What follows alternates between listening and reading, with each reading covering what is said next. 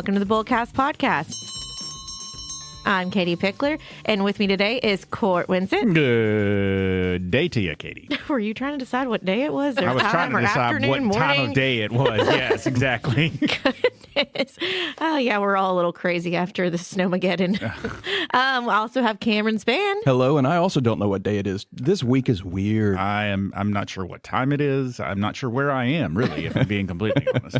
Goodness. And we have a very special guest today. So we've had Court's brother on the show before. Indeed. And now we're going to have Cam's sister. My lovely sister, Maggie Rockett. Woo! Hello. She's a Rockett. Yes. She is. She's a mortgage loan officer at First Horizon. I'll give you your platform in a minute. But the funny thing is, she does not work for Rockett Mortgage. She's just in the mortgage industry, and her last name is Rockett. I'm sure you get that all the time, Maggie. I do. I had someone apply with Rockett Mortgage call me and say, I put in my application, and I said, I can't find it. They said, well, I went to Rockett Mortgage. And I said, that's not where I work. Not me. So please don't do that. What are we talking about today, Katie? We've got Maggie here. It's going to be a bunch of different things. We're going to kind of talk about inflation. Obviously, Maggie knows a lot about mortgage loans and what's going on right now in the world. This is going to be touching on generations as well. Y'all remember the generation episode we did. So it's going to be on, the boomer generation, the millennial generation. And really, hopefully, this is an eye-opening episode on expenses, how things have gotten more expensive, but how you can also have some hope with all of this, because that's what Maggie promised us. She's like, I really hope people listening to this don't go, oh, well, I'm done. American dream, who has that anymore? I got to be very careful about how I say this. I think all of us are probably familiar with internet memes that go on and sort of the running theme that millennials are lazy or that they don't work as hard or they don't, whatever the general Avocado consensus is among older people. Mm-hmm. And then a very frequent counterpoint that I see from millennials to that point is it's not that we're not working hard. It's that prices have gotten so out of hand that where older generations were able to live on a single income, have a person that was permanently in the home to care for the home and to care for the children, and housing prices were so low that you could buy a 2-story, 3,000 square foot house for $10,000. And, all of these things that we just don't have that anymore. You're looking at the same size house nowadays costs $450,000. You've got both people in the home. If you're a 2-parent home, then you probably have both people working, so on and so forth. So I think that's kind of, You hit it on the head. That's exactly what this conversation's about. It is. Yeah. And it's kind of like with everything. Every generation has their own struggles. They have something that they're combating. Because I know, David's talked about, the houses cost may have been cheaper, but then it was 12, 14% interest rate. Mm-hmm. And so every generation has something. And so this is kind of addressing, hey, this is what happened before. This is what's going on right now. But how can you kind of overcome this and still, make your dreams happen and go from there? Right. And per usual, Gen X, we're just feral. We're just out there scrounging in the woods. You were just left alone at home all day, every day, and you're just salty. I was going to say, because, we'll know you're Gen X and then millennial, and you're millennial as well? Yes. Perfect. I'm so excited about this episode. But first, as always, we have a list. A list comparing fast food prices from the boomer era to today. Ooh, y'all. This is the list. It's going to be brutal. It's going to be brutal. Okay, I'll kick it off. So we're at McDonald's and a hamburger. So it used to be 19 cents. Now it's $2.18. A change of 1,063% increase. Grief. And that's probably not even the Big Mac, right? That's probably just I a think that's standard. That's your plain deluxe, whatever. Like the little bitty one. That's just a the bread and hamburger. the burger. Yeah, this is not your specialty one. The next one on the list is actually McDonald's Big Mac. And back in the boomer era, I guess we're probably saying when the boomers were kids or when they were Yeah. back in the boomer era, the Big Mac was 49 cents. And now a Big Mac is $5.89. There it is. And That's ridiculous. that's just your burger. That's not the fries, the Coke, anything like that. That's a 1,194% increase. That is crazy. Oof. And then McDonald's, talking about the sides, small French fries were 10 cents. I don't even know a time where I bought food for 10 cents. It is now $1.65 for a small fry, which is 1,650% increase. I think that's the biggest increase on this list is what I'm seeing. That is. They went up. And that's the small fry. That's a little beef fry. 10 cents. Yeah. That's wild. That's That's like a little like- piece of candy. But then, like, you got the little small fry. That's like, what, 10 fries in there? Yeah. Yeah, it's I don't even nothing. I don't even bother carrying dimes around anymore. Because you can't buy They don't anything do for a anything dime. for you. All right, gang, I'm taking us down the road to Burger King. The Whopper. The Whopper. Was 39 cents when the boomers were rocking and rolling in their youth. Now it's $5.59. That's a change of 1,433%. Whew.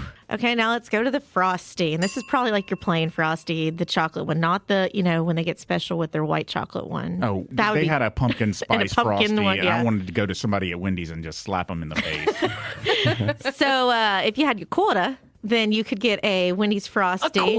A quarter. But now you need $2.89 for your Frosty, and that's a 1,076% increase. Okay, so that's more than your little French fries. That's good. I will also just point out that when I was a teenager, I could go to Wendy's and get a double cheeseburger combo, biggie sized, with a Diet Coke for $5.47. And now that mother costs like, I don't even know what they charge because I can't eat burgers anymore. Probably but about it's $10. Probably like 11, Yeah. I was going to say 11 or Yeah, 12. biggie size. And You're- I would say Biggie size is dating you because they Yeah. don't make that anymore. No, it's the same. Listen, they're we were still like, selling make it biggie biggie size. size. Yeah. They just stopped calling it biggie Yeah, size. yeah. But the size of the fries and the size of the drink is still biggie size. I think they wanted to like get rid of that connotation, but they all had them. Upsize my order. Yeah. Pizza Hut medium pizza. Wow, man. Imagine getting a medium pizza for $2. $2. Anyway, now $14.99. That's a 749% increase. Hey, you can go to Little Caesars. Do they still have $5 pizzas? No. Tastes like cardboard. $5 hot and readies. Yeah, I'm not I don't sure. think it's I think you can still get their very, very base products for $5 hot and ready, but most of the stuff, they're like the extra most bestest cheese pizza now, where they actually add some cheese to it instead of just having like the sprinkling of cheese that the $5 hot and ready had. And that one costs like $7. So, they're still really pretty economical. Tastes economical. Speaking of Pizza Hut, does anybody remember the buffet? yeah. Yeah. Oh, 100%. That was my Oh, that was childhood. awesome. And it Remember was having cheap. parties there? Yes. Oh, man. Man, they should bring that back. They Okay, should. guys, I'm drooling. Further, we're moving to Taco Bell, which is my husband's favorite fast food post. Then you could get a Crunchy Taco Supreme for 49 cents. And now you would pay $2.67. Wild. That's crazy. They don't even have a dollar menu anymore. I've been seeing videos about it. It's like their $3 menu. Well, we used to go to Taco Bell partially because it was so cheap. Yeah. And now, just to feed me and Robin, it's Robin's favorite restaurant too. So just to feed me and Robin, it can be over $20. I mean, that's insane. A Taco Bell. And wrapping up the list is a bonus. That would be your standard movie ticket. Back then it was $4.94. Now it is $14. That's a change of 181% increase. Honestly, I'm not sure that that's entirely accurate because when I was a kid, a movie ticket was $5. Oh, wow. So I'm betting when boomers were younger, it was probably significantly lower than that. Although this is probably also the national average. So Yeah. here in Memphis, when I was a kid, I could get into a movie for $5. I mean, little insider baseball because my brother worked at the movie theater, and the ticket prices are going all back to the movie companies and stuff like that. Where the theaters make their money is on the concessions. Yeah. And so that's why, like, let's do that popcorn, which, we just celebrated National Popcorn Day on January 19th. We missed it. Yeah. Popcorn is nom. Nom, nom, nom, nom, nom, nom, nom. Oh my gosh. That's what? It's delicious. I'm convinced I love that they It is pipe delicious. the butter scent through the air vents Oh, yeah. of a movie theater Yeah. to get you to buy it. Because the minute Yeah. you walk in, you're like, I need popcorn now. They do that in Disney. They really do. Really? Yeah, they've come out and said that. They have a smell of popcorn that goes through. Kind of like the smell of the Pirates of the Caribbean Yep. water. Yep. Well, it works. It does. Okie dokie. That is our list. So now that you are a little depressed about your fast food and how expensive it is, and you can be like, back in my day, it only cost this much for my Taco Bell. Okay, let's get into the meat and potatoes of this episode. So, Maggie, I'm going to let you kind of run with this and then we'll kind of chime in, but talk to us a little bit about millennials and Gen Zs and what they're facing with the housing challenges. There are a lot of challenges there. We're in a different world. And, when we talk about rates, those are cyclical. And even boomers saw cycles. Of course, they're going to say, well, I remember my house. There are people where the Freddie Mac average rate was, 18%. Golly. Yeah. Some people had slightly higher, some people had slightly lower. And, when people started talking about 12% rates, it was a rush. People were excited about their low rate. Millennials, because of the rate storm of 2019, 2020, they want to see those low rates again. I never want to say never, but those got those 2s and 3s and stuff like that. Those and, were the days. Yes. Well, but it's, there's an impact on the economy with that. And so it's like, okay, great. You took advantage of that. But what was the economy doing at that point? Let's think about that. Who here refinanced during COVID? I sure did. When those rates dropped, I refinanced so hard. There was a lot of people that refinanced. I happened to buy a new house in 2020, so I got a low rate locked in. You did good. Yeah. You did good, kid. It is interesting perspective because you were saying like 12%. Everybody's like, oh, yes, I got to go. I got to get this house. And so that's perspective of that time. And so at that point, 2020, we had 2-3% is like, oh my gosh, we got to get that because people had 6 and 7s and things like that. So it's all, what part of the world are you in? What time is going on at that point? Exactly. And not everybody was ready to refinance or purchase at that time, which I love that. People are like, well, you shouldn't complain about it. You should have just done it then. But not everyone was in the place to do that. Maybe it wasn't in your financial plan. Yeah. So when we talk about all of this, I think a lot of people's experience, especially for millennials, they're looking back at the Great Recession. That's kind of when they remember. That's when they kind of started adulting, coming out of college. Going, what are we doing with our lives? Oh, yeah. That's kind of the kickoff, I think, to this big story of the challenges in the housing market. I mean, that's the thing is that, okay, just think about the difference of not that long ago when people were going to college and then immediately, getting married or maybe got married during college and then starting a family as 100%. soon as they got out. Now that's not really a trend anymore. A lot of people are getting married a little bit later, starting families a little bit later. And so there's not that rush to, I'm going to buy a house. Let me take you back to 1995. Okay, 1995. Yeah, Take us back. exactly. 1995 was the year that I married my wife. My wife. And we got married, and we lived for a year after marriage in an apartment. Okay. I was still going to school at the time. So Robin had graduated from college, had gotten a job, and was working at a bank, and we got married. We were living in an apartment on the river, and I was still going to school. And then in 1996, I graduated from school, and I can't remember. I think we might have spent one more year in the apartment, and then we bought a house because we had put away enough or whatever to make a 20% down payment on our house, which I think our first house was, say, 1,800 square feet maybe, and cost us like $115,000. And in 2 years of marriage, one of which I wasn't even working, we were able to save up enough. We might have had some help from parents in terms of like giving us some of the money to make that initial down payment for the house.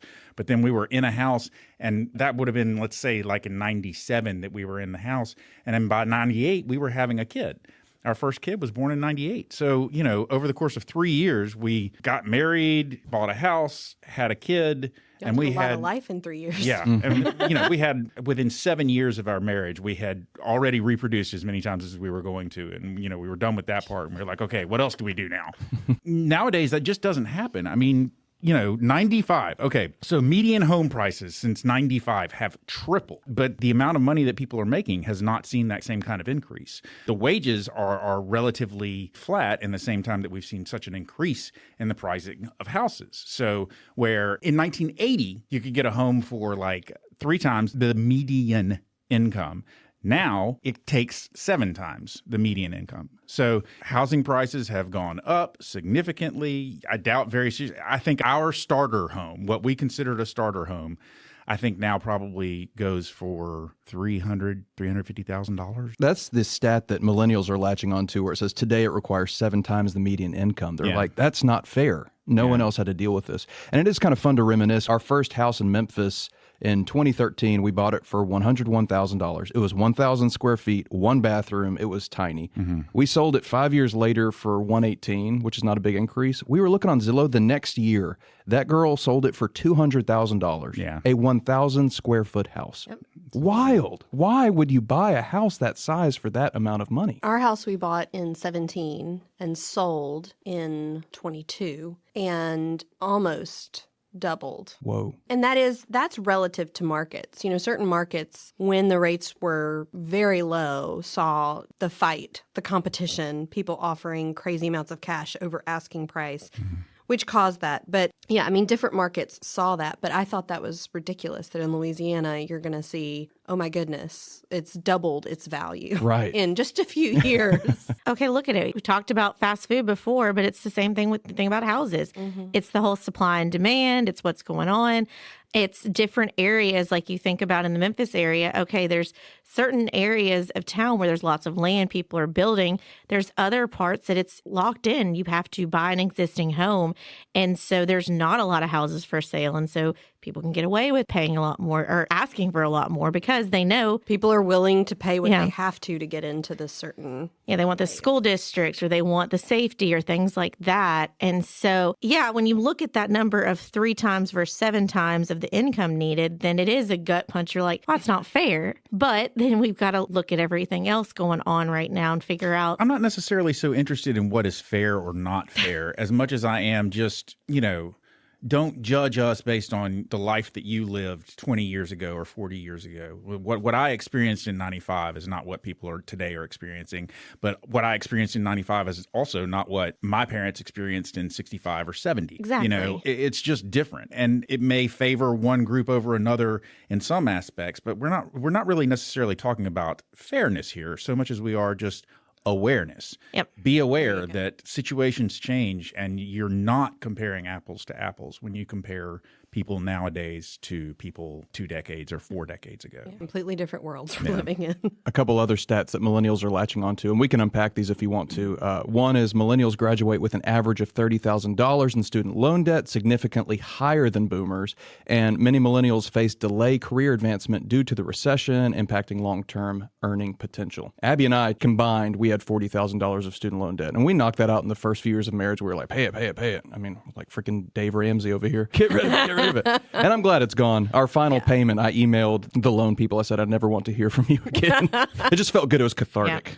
You need to let them have it just a little bit. My only note with that would be is obviously that worked for you and Abby. That was y'all's plan, paying it off. I have to do my due diligence and say, like, that's not always the best plan for everybody to be super, super aggressive sometimes. So, Court, you said awareness. So sometimes in order for someone to get a home or do different things, it may be that they aren't able to pay their student loans down as aggressively. They need to structure their budget where it's, I'm going to pay what I need to pay on these loans. I'm going to, try and pay enough where I'm not accruing additional interest, but my cash I need available to then enrich my life, get this home I need, move to the different places, because it's a ripple effect. Mm-hmm. And so I have seen some people where they were so aggressive, paid off their student loans, all of that, and then they never were able to catch up because they put so much towards that they should have had a balanced approach of put a little bit in this account over here to save for a house or save for a car or things like that. Put a little bit over here to take care of your debt, because yes, it's your debt. You took it out. It sucks. The government's not going to come and wipe it away. I know that's a whole political thing with that, but that's where you get strategic with talking with your advisors, talking with people about how does this debt actually impact you. And I've heard from a mortgage standpoint, some people are like, oh, well, I can't get a mortgage if I have student loan debt. Well, you don't know that's for sure. You need to talk to somebody about your situation. And I do loans every day for people with hundreds of thousands of dollars in student loan debt. So it comes down to ability to repay. One of the good things that came after the housing fiasco of 07-08 is they came down and said, we need to create some tighter guidelines so everyone's treated the same way. Mm-hmm. But we've got the opportunity to help more people own homes responsibly. Yeah. But yeah, we do loans every day for people with student loans. But I think, one of the really great things that you can gather from boomers is asking about how are these student loans going to impact me before you take them out. That's something that I think we really missed the boat on as far as the lending practices for student loans.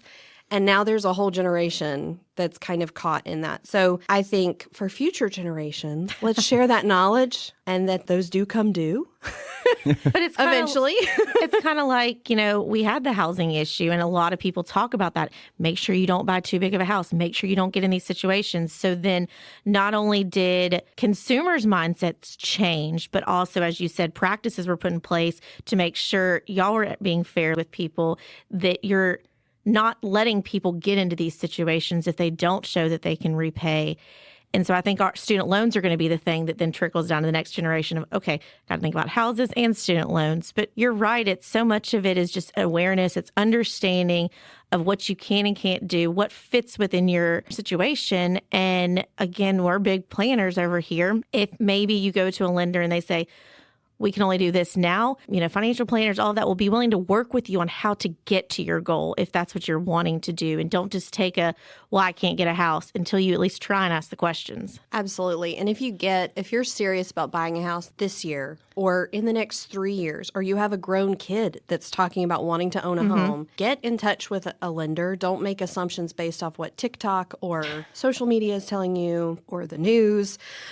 That person going ahead and taking your application, looking at your full picture, because it's going to be different. Someone with the same credit score may apply and get more or less house than you based on debt ratio and a lot of different factors that make you unique. And then, even if you're not buying a house now, the answer is never no. It may be not right now, but you get a list of, hey, here's everything you need to work on. Not just go work on your credit, but here's how to work on your particular credit. Here's some things you need to do. And then in the forthcoming months, you have an expert in your back pocket that knows your full story. And you can ask them any question. Hey, I got a better job offer. Is that going to hurt me? Is that going to help me? Can you tell me what that would do? And they've got everything they need to give you those answers. There's no negative to going ahead and connecting yourself to someone who can actually give you better information than TikTok. Right. And it may seem obvious to us, but can you explain to our listeners what debt ratio is? Yes. One of the biggest pieces of qualifying for a mortgage loan is the debt ratio. And how that's calculated is we have to add up all of your debts. That's why we have to pull a credit report. So we're going to look at every credit card. If the minimum monthly payment is $25, there's $25 added to your debt ratio. Car notes, any installment debts. If you love to use Affirm and Afterpay and all those things, we have to add those in there. And then we create an estimated payment for the proposed house you would like to buy, and that is your total debts expected. And we divide that by your total monthly income, and that is the ratio. So yeah, we're looking for, the goal would be for it to be under 43%, but there are certain circumstances where it can go over that, especially if you have certain strengths. Interesting. Y'all are on somebody's side. You're not the bad guys. You're not the one to we want to close the loans. Yeah. We need to do that. Yeah. But I think a lot of it is, people will go, oh, well, they're not going to do it. They told me I can't. And it's like, no, if you listen to them and see what it is, and they'll be willing to work with you. I know when I purchased my house in 2020, then my husband had just gotten into the car business. And so he went from having a salary to commission. And so we had to combat that. He didn't have several years of commission. And I'm like, well, but we know the money's coming in. And then when you think about it from your perspective, you're looking out for the best interest of the client of, I want to verify that this commission is going to be consistent. And so we want to see those records of this is on average of what you're bringing in. And, I was willing to work it out where we were able to get the house and just kind of be creative with how we needed to structure that because we didn't have those years of, commission coming in. Exactly. But that's where getting with a lender, especially if you're wanting to make career changes and also housing questions, you're starting to really think in that vein. It's a really good idea to get with them because they can say, okay, here are changes you can make that I can use that income, and here are changes that I cannot. All of a sudden you go from, $100,000 income to I actually have no income I can use. I think the biggest takeaway I want people to know is that talk to you early. Talk to your lender early on because too many people are like, oh, I found the house I love. Guess I need to talk to a lender. Well, why didn't you talk to a lender earlier on as you were like, I think I want to get another house. I think I want to do this. Go ahead and start early. No, do it now. And then the minute you find a house, it takes minutes to update a pre-approval. Yeah. And you are all of the sudden at the front of the list of offers instead of, several hours into an offer frenzy. Yeah. Because homes there are still those gems coming up for really good value. And they go quickly. Oh, yeah. And I know I've had a great partnership with lenders as clients have been finding houses and we've been trying to structure, okay, selling one house, buying another, where's the down payment coming from? And that it's kind of having your team of people. You've got your advisor, you've got your lender to really figure out what's going to be your best option on how much to put down to make sure you've got that payment, but also not putting so much down that you're impacting your entire picture. Right. You don't feel like you're in house jail all of a sudden. Exactly. So you're saying if you contact your lender early on, it's like the Genie Fast Pass at Disney, right? Just jumps you ahead of the line. It kind of does, yeah. Man, that's interesting. Yeah. But a lot of people hold off, I think, because they're scared. Yeah. They're nervous. They're like, well, what if I hear no? Yeah. And my answer has never been no. My answer is, okay, here's what we need to do. And sometimes it's the timeline is 30 days. Sometimes it's 6 months. Sometimes it's a year. And a lot of that depends on so many different factors. But you get your whole story and exactly what you need to be working on. And I think that's so much better than you're going to get from just, oh, well, I don't want to hear no. I don't know if it's like a generational thing or if maybe it's a privilege thing, but I'm intrigued by the idea that someone wouldn't even try because they're afraid they might hear no. Because hearing no was, I would have been gobsmacked if I had been turned down for a loan when I applied for a loan to buy my first house. It would have absolutely blown my mind if I hadn't gotten the loan. So I think that there's been sort of a shift in mentality in that way too, because everything is just different. I can't swear to it, but I think we had a 6.25% interest rate on our first home loan. And, we did a conventional mortgage, which means, we put down 20% and, finance the rest. And it just never even occurred to me that they might say, your debt to income ratio doesn't work out. You can't get this house. I would have been absolutely flabbergasted. So I don't know. It sounds like people have it tougher than I did nowadays. Well, but it's tougher, but it's ultimately for your best interest. It's not that they're like, no, you get a house and you don't get a house. It's more of, we've learned from history. We've learned what happened when we were just throwing out mortgages left and what movie is that? The Big Short, where you've got the kind of sleazy car salesman guys are like, and you get a house and you get a house, and then if you can fog a mirror, you get a house. Yeah. I always hear David saying that. Yeah. And then what happened is then these people were devastated because, times changed and they had to get rid of these houses, and you had foreclosures happening and banks taking them from you.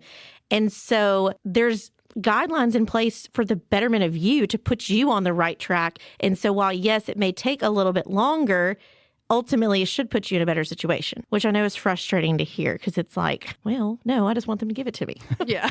Maggie, I know it's ever changing, but today, the day we are recording this, what's the interest rate looking like? I can't quote that without very particular. I don't want to get you in trouble. Without very particular information. But Ladies and gentlemen, she's pulling out a crystal ball right now. She's looking into it. If I had that, I would be so rich right now. If I had that crystal ball. Rates did kind of hit a high for this rate cycle in the 8s.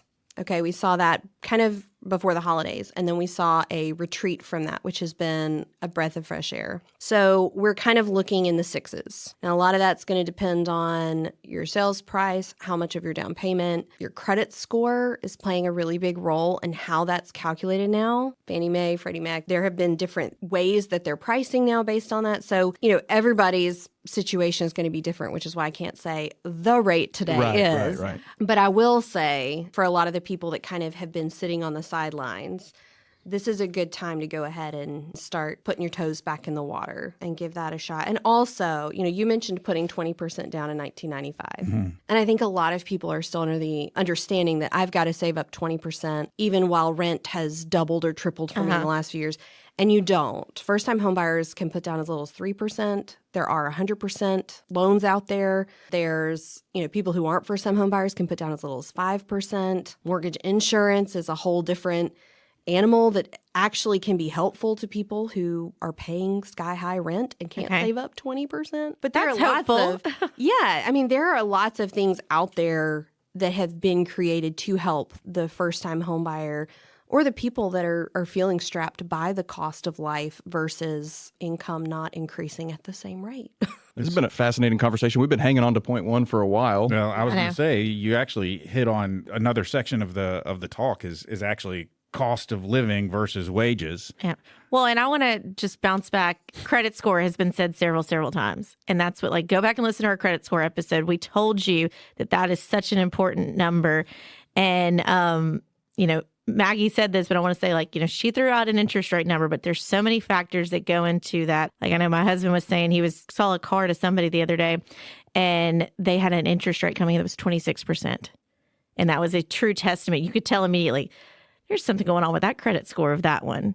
And so, you can't just go in and be like, oh, I heard Maggie say it's around the sixes.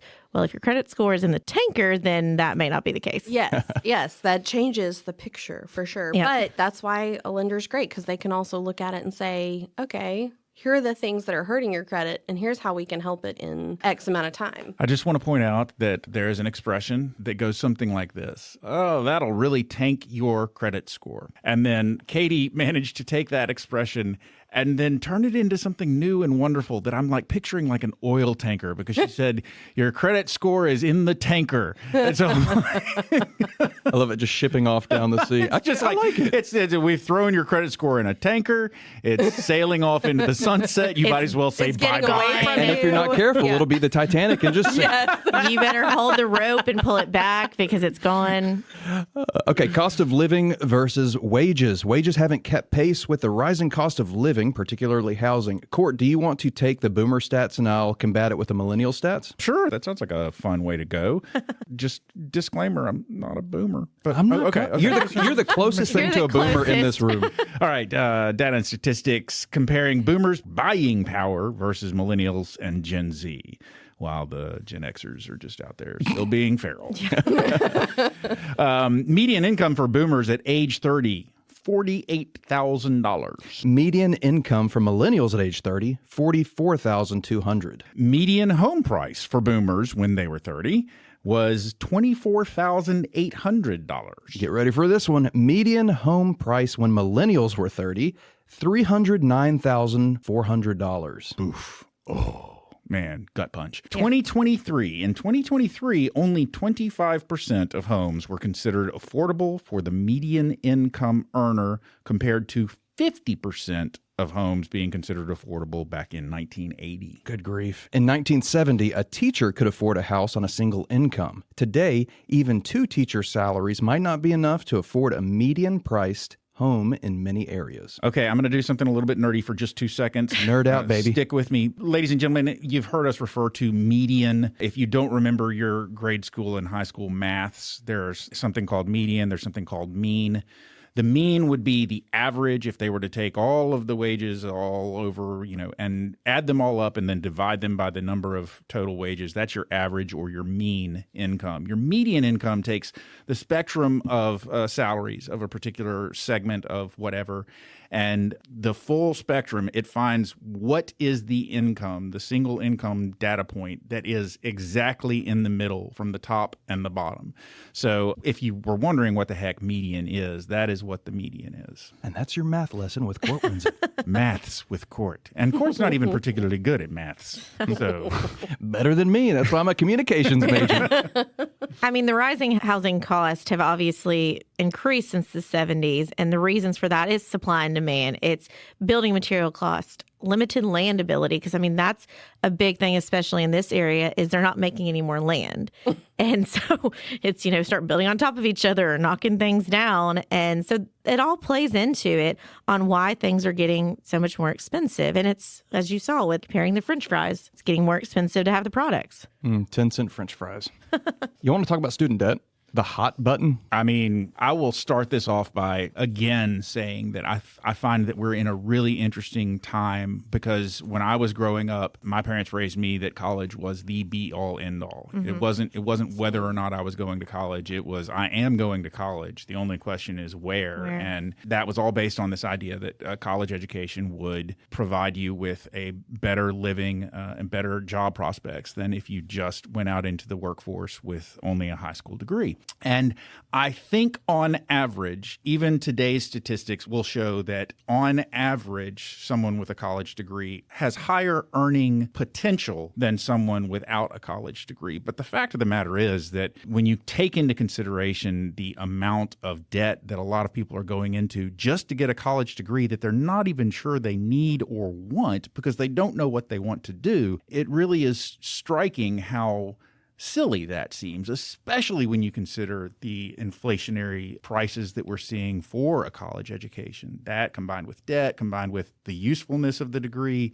you see a lot more people focusing on vocational education, learning how to actually do a job that is in demand while you're in high school, and then being able to apply those skills to that trade immediately after you graduate from high school and going on from there. So I think those trade jobs being so competitive, they're now paying great money for those things, which is kind of encouraging a lot of people against the typical four-year track. Yeah, Court, we're on the same wavelength, because I was going to say this feeds into something we've talked about countless times on here, and that's workforce development. 100%. And it's encouraging to see this new wave of teachers, students, schools, school districts jumping on board workforce development. College is not for everyone.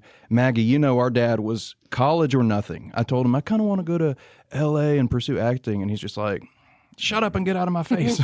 But in his after college, yes, after college, must get a degree or you will die. But yeah, this wave of just like, you don't have to go to college. I mean, Collierville High School, we've talked about this, was almost founded upon workforce development. We have 20-something different tracks here, one being welding, and these kids can get certifications and immediately graduate high school and make $80,000 just with the certifications. That's huge. Yeah. Instead of racking up $100,000 in student debt for a degree that you will not use. Yeah, I was talking to somebody the other day about how a lot of times it makes more sense if you know you're going the college route, get those basic core classes out of the way at a community college, something, lower expense, and then go to the bigger school for the more technical classes of the degree you want to go into.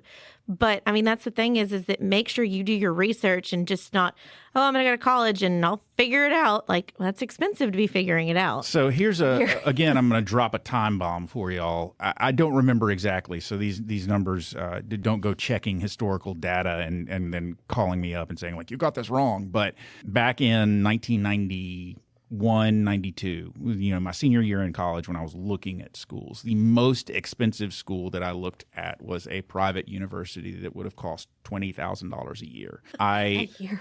I also applied to several public universities, including University of Tennessee, University of Colorado. University of Tennessee with in-state tuition was going to cost me somewhere around like $5,000 a year, maybe $6,000. But the more expensive out-of-state tuition of University of Colorado was going to cost me a whole $13,000 a year. And this was in 91? Yeah. It was somewhere around, it was either 11 or 13, I can't remember. But I was just a toddler. I ended up going to Rhodes College, and tuition when I started at Rhodes College, I believe was under $20,000 a year. I think it was around $16,000, maybe $17,000 a year. Again, don't go back and check me on that because I could be slightly wrong, but those were the approximate numbers. And let's talk about what the numbers look like now. Let's round robin this, shall we? Yeah, we shall. Since 1980, the cost of tuition and fees at public universities has increased by 213%. Private universities, the increase is even steeper, 245% over the same period. This means that a year at a public university now costs an average of $35,338, while a year at a private university costs, again, on average, $51,690. Millennials graduating with an average of $30,000 in student loan debt, while Gen Z graduates with an average of $25,000. Well, at least we're seeing that number drop a little. It's going down. Drop. That's good. And I do think there's a lot more companies that are coming on board with helping pay for education. And it's more of like going in for an interview of like, I'm willing to do these other things, but I want to wait until how does that benefit my job? And does that actually, or am I just getting another degree in something? Yeah, and lastly, this debt burden significantly impacts their ability to save for a down payment on a home. Boy, do I see that all the time on social media. Yeah. But again, the negative news out there, I think that's the kind of stuff that people see and it makes them just too scared to try. Mm-hmm. And I mean, I'll say for the people listening that are millennials or Gen Z, I would say a lot of them would say my student loan debt is over $30,000. Yeah. I look at people's applications every day and we're talking $120,000. Oh, man. $200,000. Yeah. And their salary does not touch that. Well, even just with like federal loans, you can get a significant amount of money to pay for your tuition, to help you with your living expenses while you're in school. If you come from a situation where you absolutely want to go to college and you don't have any money saved up, maybe you're not receiving support from anybody else, and so you're having to pay for it yourself, those loans, they can cover a lot, but obviously also you're gonna have to pay it back. Mm-hmm. And you're getting a degree in the humanities. know what you're doing with that if you're going to take out $100,000, you know? And I think that's a conversation that just wasn't being had. Yeah. That I think now the benefit is we're talking trades. We're talking with younger people about student loans, how debt works. You will have to pay this back, you know, that kind of thing. Yeah, this is not free money. Yeah. And like you said, there are employers that are willing to, upon hiring, you know, if you have certain degrees or whatnot, help pay for student loans or that kind of thing to help improve their odds of hiring people with those degrees. Yeah. Court, question. What did it feel like to go to college at Hogwarts? Rhodes is the most beautiful college. Maggie, have you seen it? Have you driven by? It's near the zoo. It's just all stone. It looks like Hogwarts. It's beautiful. To this day, I frequently see articles about schools with the prettiest campuses in the country and so forth, and Rhodes regularly makes the list of prettiest school with one of the prettiest campuses among all the schools in the country. And the buildings are beautiful. They all are made from limestone. The exterior is always limestone. Every building matches every other building. There's not been a building built on that campus that didn't have a limestone exterior, and they do. They look like giant castles, every single one of them. Leviosa. Okay, last little stats we've got on here. We already kind of talked about that things are changing and people are marrying later, having kids later, which is impacting the housing timeline as well. We can kind of round robin this one. The median age at first marriage, boomers for women was 23.2 and men 25.5 versus millennials are waiting until 29.5 for the ladies and 31.1 for the men. I'm going to make a joke here. If it lands flat, you can just cut it out. Yeah. Okay, so next, median age at first birth. Well, I would think everybody's median age when they're born would be 0, because when you're born, it's... No. Let's see where you're going with that. The wording is weird here. Yeah. Median age when you have your first child. How about that? The median age when you have your first child for boomers was 22.2 years for women, and for millennials was 26.4 years for women. And I think it's even older. I think it's older, Gen Z. yeah, for Gen Z. Percentage of people childless at age 40, boomers 10%, millennials 19%. Yep, that's changed for sure. I swear I'm a boomer at heart. I got married at 22, so that just tracks. It's median. Like there's so many exceptions to this. And that's why we keep making comments about what's out there on social media, what's there on TikTok. And the biggest thing is you are your own unique situation. So do not go, oh, well, such and such on TikTok said that I'm not going to be able to get a loan, so I'm not even going to try. You don't know till you try. Go talk to Maggie. Go talk to somebody. Talk to us. Talk to me. Yeah. Well, there's definitely been a delay. I mean, back to what I said a lot earlier on, you know, most households these days, I think a significantly larger number of households these days are 2-income households. And that's out of necessity for a lot of people. And I think as part of that, when you're focusing on, okay, I have to have a career to be successful as a family, we both need to have successful careers. A lot of people focus on getting that career in place before they even consider getting married, and certainly before they consider having children. And so you are seeing those ages where people are waiting later to have children and waiting later to get married because they want to make sure that their career is in place first. I have no opinion about whether that's a good or a bad thing. I personally, I'm like you, Cameron. I got married very young. I got married when I was 21. But that doesn't necessarily mean that that was the right way to do it, you know? So, but I do think that we are seeing an age shift. And as with most things that have to do with our society, I find it intriguing. I pass no judgment, but I do find it very intriguing. Well, and I think a lot of things when you talked about delaying, it's like you're trying to get your career going. A lot of people are renting because they're not sure, is their career going to keep them in this location? Are they going to move somewhere else? Do they want to try living a couple of different places? Yeah. And obviously, COVID really bringing out the remote working. You can work wherever. And so people, I think, are kind of, wait, I want to make sure I really want to be here before I put down roots. And then it's also the misconception that just because you get a 30-year mortgage doesn't mean you have to live in the house for 30 years. There's different things about that. Now, changing your house every 2 years, I don't know about that. Like a pair of shoes, you know? Just change it up every 2 years. That makes sense. Not. Man, today we have talked about mortgage rates. We've talked about childbirth. We've talked about McDonald's, everything. And Hogwarts, college. Yeah. It's been a fascinating conversation. A little bit of everything. You on a bullseye? Court. No, I don't want to bullseye. Why? No, I have no bullseye. Guys, I'm just out in the woods. Just out in the woods, living off the grid. The feral child. The feral child among us.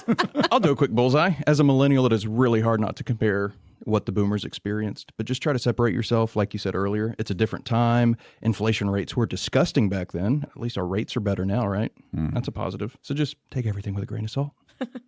Boomers are not the enemy here. No. I guess my bullseye would be you've got to compare, and there's no point in looking back on what they were experiencing, what they're doing, because each situation is very different. Become aware, ask the questions. If you're really thinking about making a shift, whether it's, a home or things like that, just talk to somebody. Don't be scared to look at it, and do not compare yourself to what TikTok is saying. That is the biggest thing. Everyone is unique and can have a totally different situation. And lenders, financial advisors, people like that, we want to help you. And so we want to make this happen. And so the changes have been in place for a reason. And you're not going to do any good just sitting at home going, well, you had it easier back when McDonald's fries were 10 cents. Bullseye. Boom. Bullseye. Mine is going to sound a whole lot more like Katie's, but yeah, I would say it's get the information before you just make a decision, whether it's college or buying a house or investing money versus paying off my student loans in a zip. Whatever it is, involve the people that know. And don't let fear lead that, because there are so many wonderful things that are in our world that our parents did not have.